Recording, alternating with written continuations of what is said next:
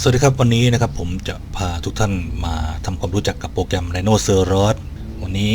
จะพาทุกท่านมาทำความรู้จักการใช้งานเกี่ยวกับ Viewport ของโปรแกรม Rhinoceros สำหรับท่านที่กำลังสนใจนะครับศึกษาหรือว่าเรียนรู้การใช้งานโปรแกรม Rhinoceros หรือว่าไม่เคยทำโปรแกรมนี้มาก่อนนะครับสำหรับมือใหม่นะครับก็อยากจะให้ทำความเข้าใจเกี่ยวกับViewport นะครับอันดับแรกแล้วก็การใช้เมาส์ความรู้ต่างๆเกี่ยวกับหน้าตาของโปรแกรมในส่วนของเครื่องมืออยู่ตรงไหนบ้างในส่วนของ Viewport ใช้งานอย่างไรอันดับแรกนะครับเกี่ยวกับ Viewport ผมจะมาแนะนำก็คือหลักๆเปิดโปรแกรมขึ้นมาเราก็จะเจอ Viewport 4 ช่องด้วยกันเดี๋ยวเราจะมาทำความรู้จักกับ Viewport ทั้ง 4 มุมนี้กันก็จะมีด้านบนนะครับบนซ้ายก็จะเป็น Top View ด้านขวาด้านบนก็จะเป็น Perspective นะครับแล้วก็ถัดมาด้านล่างของด้านขวาก็จะเป็น Live View ด้านล่างของซ้ายมือก็จะเป็น Front View นะครับครับนี่ก็เป็นค่า Default ของโปรแกรม Rhino นะครับในส่วนของเครื่องมือเกี่ยวกับ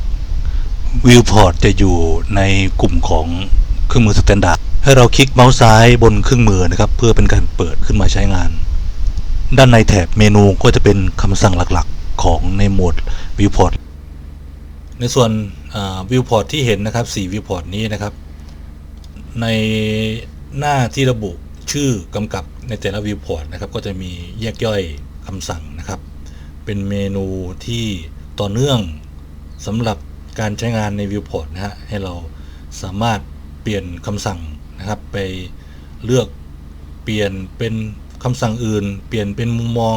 ใน Viewport นี้เป็น Viewport อื่นสมมุติเราต้องการเปลี่ยนจาก Viewport ตอนนี้เป็น Viewport ด้าน Top View เป็น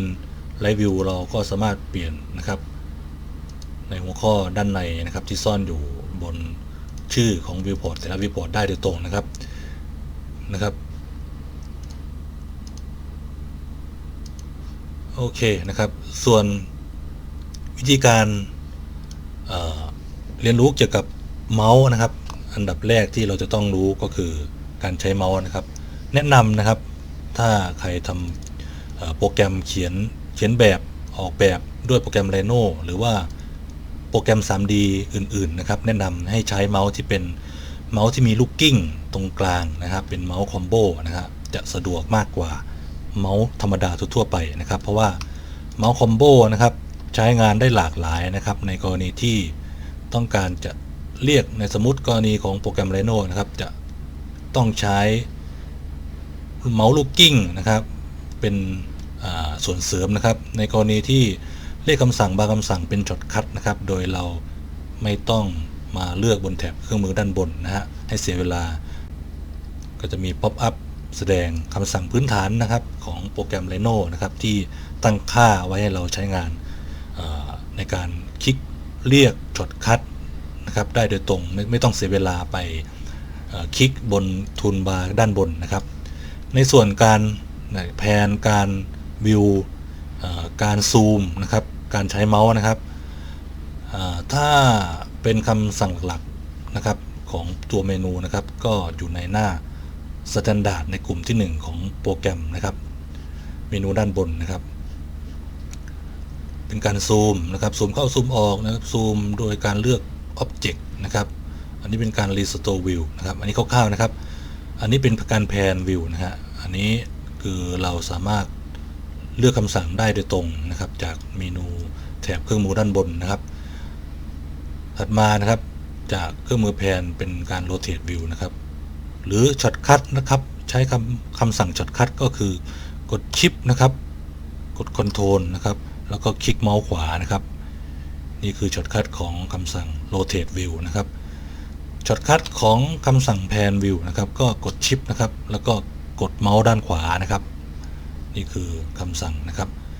ถ้าเราจะกลับเข้าสู่คำสั่งล่าสุดนะครับก็ให้เราคลิกเมาส์ขวานะฮะก็จะเป็นการกลับเข้าสู่คำสั่งล่าสุดที่เราเรียกคำสั่งนะครับอันนี้นะครับกดแพนนะครับกดโรเตทนะครับกดชิปคอนโทรลคลิกเมาส์ขวาโรเตทนะครับกดแพนซูมเข้าซูมออกนะครับ ให้กดคอนโทรลค้างนะครับแล้วก็คลิกเมาส์ขวาแล้วซูมเข้าซูมออกนะครับเลื่อนตามลูกศรที่ช็อตคัทด้านบนโชว์มีบวกและลบนะครับเราคลิกแล้วก็หมุนขยับลองทำดูก็จะเป็นการซูมเข้าซูมออกประมาณนี้นะครับนี่คือคำสั่งพื้นฐานที่เราควรจะทราบในการเขียนโปรแกรมนะครับในการใช้งานโปรแกรม Rhino นะครับก็ฝึกให้คล่องนะครับแพนกดชิปค้างนะครับโรเตทนะครับสลับมุมมองนะครับก็สามารถดับเบิลคลิก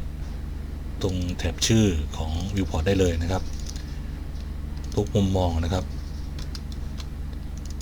ในแต่ละมุมมอง4มุมมองนะครับก็จะเป็นอิสระต่อการใช้งานนะฮะหรือเราต้องการนะครับล็อกคำสั่งนี้ก็จะซ่อนอยู่ในหัวข้อมุมมองชื่อมุมมองนะครับถ้าเราต้องการล็อกมุมมองนะครับเราเข้ามาล็อกได้ในหัวข้อของมุมมองนะครับก็จะมีคำสั่งซ่อนอยู่ด้านในนะครับกดล็อกอันล็อกปลดล็อกก็สามารถคลิกได้ในหัวข้อโดยตรงเลยนะครับอันนี้เป็นการล็อกนะครับ Viewport นะครับอันล็อกนะครับก็เข้าไปคลิกได้โดยตรงเช่นกันนะครับแต่ผมคลิกอะไรก็ลองดูนะครับนี่คือหลักการนะครับความเข้าใจเกี่ยวกับมุมมองการใช้งานของโปรแกรมนะครับเราจะย่อหรือว่าสเกลขยายนะครับเราสามารถเลือกได้เลยนะครับเลื่อนสกอร์เมาส์นะครับขยายตามที่เราต้องการนะครับอันนี้ก็สามารถปรับใช้งานให้เข้ากับการใช้งานของเราได้โดยเป็นอิสระนะครับอันนี้คือคำสั่งที่แนะนำว่าสำหรับผู้เริ่มต้นมือใหม่นะครับควรจะทราบนะครับก็ประมาณนี้นะครับหลักๆโอเคนะครับก็เรียนรู้การใช้งาน Viewport สำหรับวันนี้นะครับสำหรับวันนี้ก็ขอนะครับไว้เพียงเท่านี้นะครับเรียนรู้การทำงานเกี่ยวกับ Viewport นะครับสำหรับท่านใดที่สนใจนะครับก็สำหรับคลิปต่อไปเราจะมาอธิบายหลักการความเข้าใจเกี่ยวกับเมนูของโปรแกรม Rhino นะครับหรือว่าเดี๋ยวมาดูกันนะครับสำหรับคลิปต่อไปนะครับเดี๋ยวมาอธิบายในหัวข้อความน่าสนใจของโปรแกรมต่อไปให้พอได้ทราบหรือว่าการขึ้นโมเดลง่ายๆหรือว่าคำสั่งเกี่ยวกับเครื่องมือการขึ้นโมเดลคำสั่งอะไรต้องทำยังไงนะครับเดี๋ยวจะมาสาธิตมาแนะนำในคลิปต่อๆไปนะครับสำหรับคลิปนี้นะครับขอบคุณสำหรับทุกท่านนะครับที่ติดตามรับชมนะครับฝากทุกท่านนะครับถ้าเห็นว่าคลิปนี้มีประโยชน์นะครับฝากช่วยกันกดแชร์กดไลค์กด Subscribe นะครับสำหรับเป็นกำลังใจในการทำคลิปนะครับของเรานะครับสำหรับคลิปนี้ขอบคุณมากนะครับต้องขอกล่าวคำว่าสวัสดีนะครับขอลาแต่เพียงเท่านี้นะครับขอบคุณมากครับสวัสดีครับ